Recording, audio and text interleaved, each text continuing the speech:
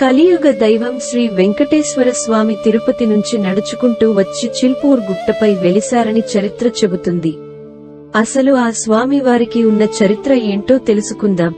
పూర్వం ఆ శ్రీమన్నారాయణ శ్రీనివాస అవతారంలో భూలోకానికి వచ్చి ఆ యొక్క పద్మావతి దేవిని వివాహం చేసుకోవడానికి కుబేరుడి వద్ద అప్పు చేస్తారు.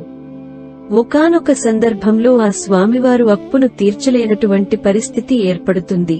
అప్పు చెల్లించాల్సిన సమయం ఆసన్నమవుతున్న తరుణంలో ఆ స్వామివారికి బుగులు, భయం మొదలైంది.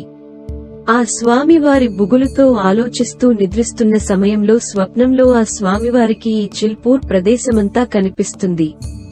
నిద్ర మేలుకున్న స్వామివారు ఈ చిల్పూర్ గుట్ట వద్దకు నడుచుకుంటూ వస్తారు. ఈ గుట్ట కింద బాగాన తన పాదరక్షలను వదిలి కొండపై ఉన్న గుహలోకి వెళ్లి ఆ స్వామివారు బుగులుతో తపస్సు చేయడం ప్రారంభిస్తారు.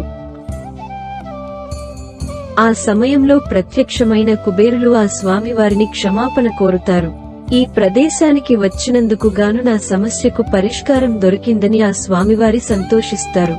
అయితే ఈ ప్రదేశానికి వచ్చే భక్తులు ఎటువంటి సమస్యల్లో ఉన్న వారి సమస్యల పరిష్కారానికి మార్గం చూపిస్తానని బుగులు వెంకటేశ్వర స్వామి వరం ప్రసాదించినట్లు అర్చకులు తెలిపారు. ఇది జనగామ జిల్లా చిల్పూర్ మండల కేంద్రంలో కొలువై ఉంది.